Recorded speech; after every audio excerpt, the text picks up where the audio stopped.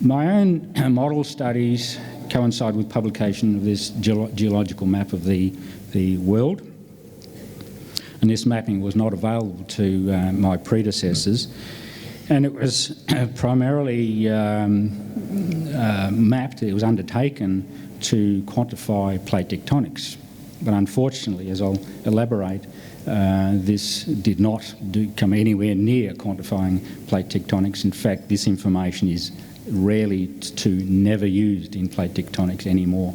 It has provided a unique tool to Earth expansionists like myself to quantify Earth expansion process.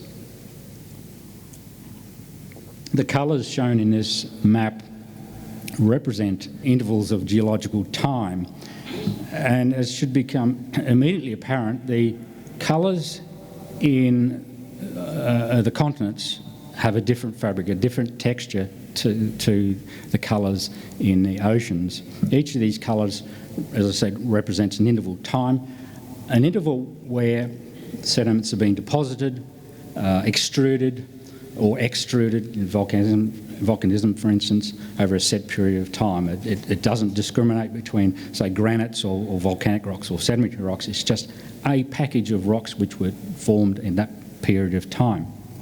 The continents comprise these very ancient fragments, the granites and volcanic rocks shown in pink and red, very ancient sedimentary rocks shown in khaki, and progressively younger sedimentary and volcanic rocks shown in blues and yellows, I think, in there.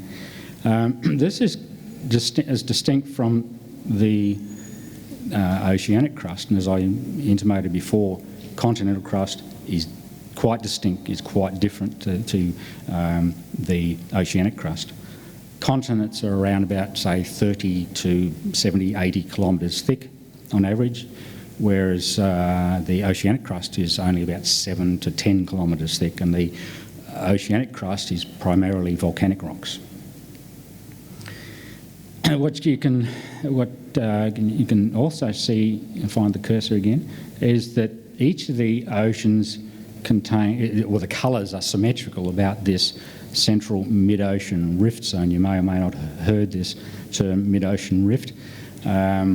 I have this in spherical format in the next slide, but this can be visualised as a network of cracks, networking all around the world, centrally located in each of the oceans. And this was quite a revelation to the map makers, the oceanographers and geophysicists when they were mapping this.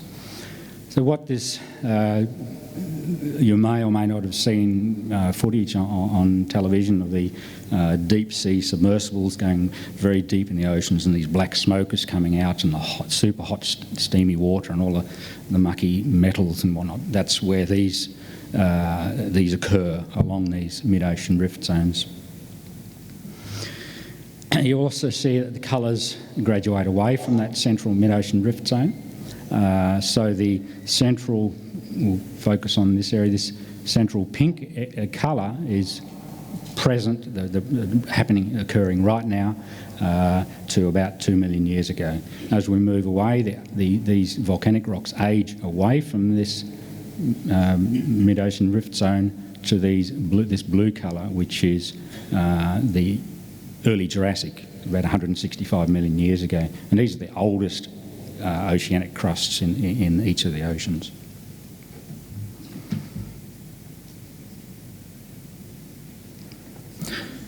I thought it didn't behave itself there. Okay, this is the same data portrayed on a spherical Earth.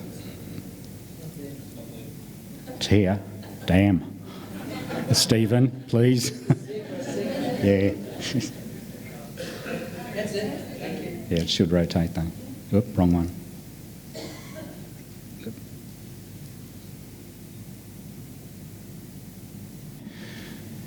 I'll talk through this one while Stephen comes. The Earth is a sphere, as we all know. It's not a flat map. The old flat Earth theory has long since been disproven and gone with the gods and whatnot, of course. And this is the same data displayed in spherical format.